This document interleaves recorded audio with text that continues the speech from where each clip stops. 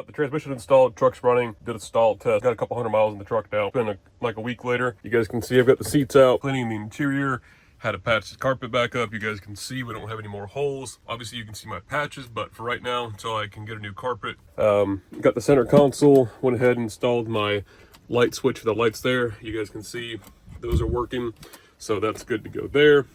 Went ahead and chased all the bolt holes because they were very nasty. It is what it is. I'm not going to spend too much time on it. Need to go ahead and put the back seat in it. I'm just cleaning up everything. So need to go ahead and get my EGT probe out because I don't have my SCT anymore. If anybody's interested in an EGT probe kit for the SCT, I've got one for sale. 120 bucks. I'll ship it to you. Shoot me a DM on Instagram. I still need to go ahead and get our trans temp gauge mounted. The look of no gauges. I thought about moving the air gauge, you know, just trying to hide everything. And got to put a new brake controller in the trunk, so I'm just cleaning up a lot of stuff. So, hey guys, welcome back to Powerstroke, boys. Pouring rain outside, so we're stuck here in the garage. Anyways, I'm going to go ahead and move on to the next project. The transmission build's wrapped up in my truck. Coming to the new year with a brand new transmission, great running truck. We need to go ahead and get to the maintenance side of things. So, with the transmission build out of the way, we go ahead and focus on something I've been needing to work on for a while, is my Husky Pro air compressor. This is a 30-gallon unit. This is a 2 horsepower motor. This is a 120 or 240 volt unit. This unit was built all the way back in 2008. Puts out 5.5 CFM at 90 PSI at 135 PSI max. And this compressor is 18 years old, just shy of 20. And it's not uncommon, especially for American made. At least I would assume this was American made back in its time. At least everything back then was. It's not unusual for people to have compressors that are 20, 30 years old. Trying to find a good, reputable American-made compressor that's not beat to crap and people don't want an arm and a leg for, that's actually going to last. It's very far and few between. Everything nowadays is made in China, Taiwan. It's what it calls for. It's been very hard to start in the cold, where usually, even with the 30 weight viscosity in the winter, obviously the garage is insulated, the door stays shut. It does struggle, but not as much as it has been the last few months. So we need to go ahead and do some wiring fixes to it. We're going to go ahead and change the belt because you guys can see this belt's been slipping for a while. You can see all this is remnants of the old belt. And this is actually the original belt what this thing came with. I'll go ahead and rotate it. You guys can see this is actually the original style Husky belt that came with this thing. This is a A38 style 4L400 belt. How loose this belt is. These belts do stretch over time, obviously. This motor is trying to turn this, and this belt is just sitting here doing a burnout, essentially. Putting a bunch of material on here. But so I figured I'd make a quick video. Maybe you guys have a Husky style compressor. This thing's 30 gallons. It's definitely one step above your normal DIYer, home garage user. If you guys are just filling up bicycles or basketballs or footballs for your kids, if you guys have that type of thing. For right now, it's gonna go back in the corner. We're gonna go ahead and upgrade the wiring. The wiring in this guy is actually 14 gauge. We're gonna step it up to 12 gauge. Then also we're gonna go ahead and drop the viscosity from 30 weight to 20 weight. In the manual, it even says you guys can even run it anything below 34 degrees. You guys can go ahead and drop the viscosity by 10 pounds. And then we have a shorter cord, again, going from 14 gauge to 12 gauge. We're going to shorten this up. This is a 6-foot cord that I actually cut the end of it off. So you can see, this is my replacement cord here. This is a 3-foot versus the 6-foot, so we're cutting it in half.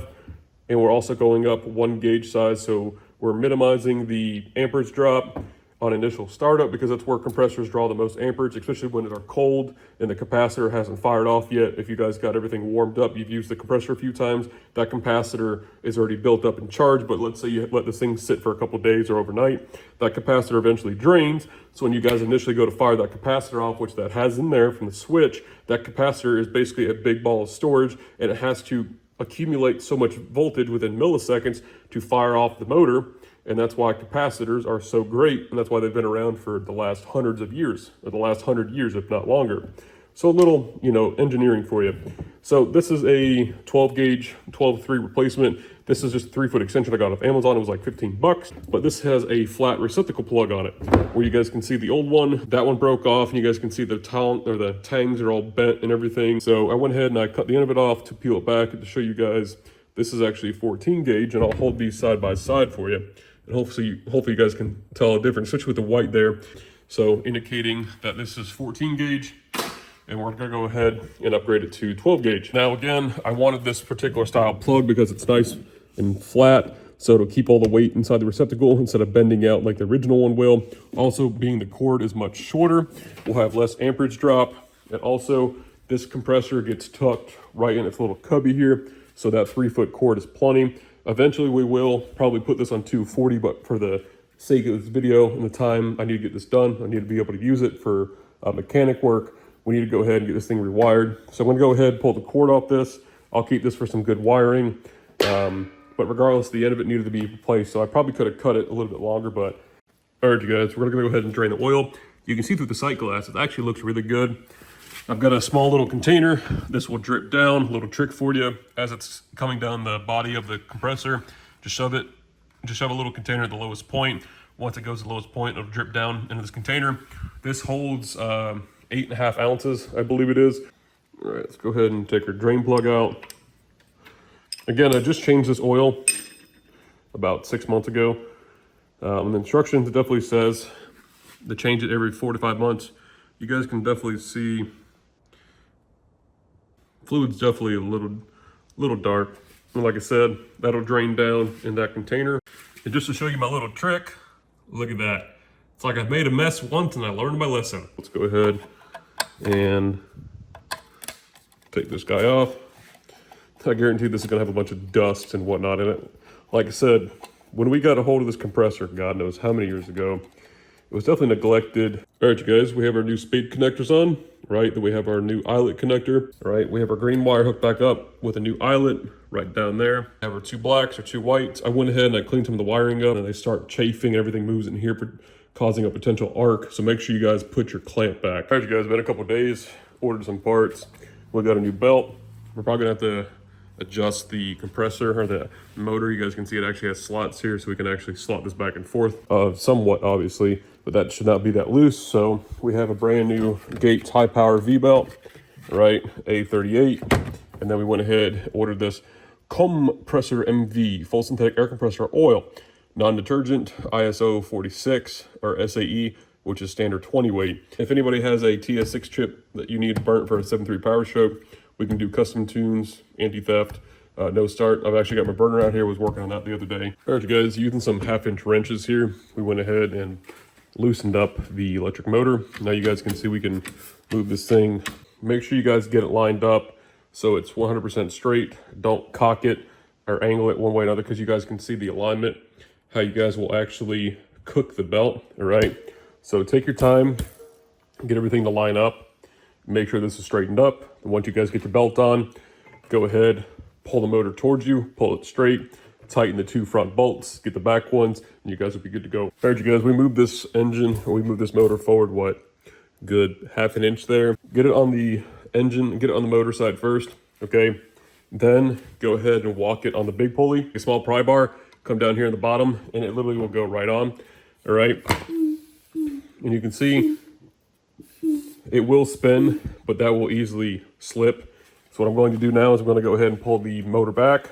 I'm going to put a little bit of preload on it, make sure it's nice and straight. And you can see our alignment's not good here.